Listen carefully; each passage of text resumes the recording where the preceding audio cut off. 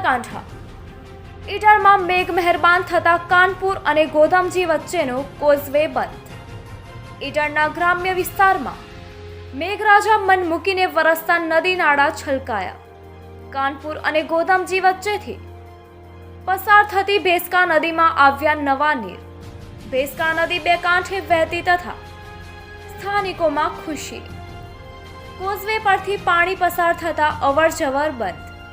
Causeway પરથી પાણી પસાર થતું હોવાને કારણે કાનપુર થઈ ગોધામજીને જોડાતો માર્ગ બંધ.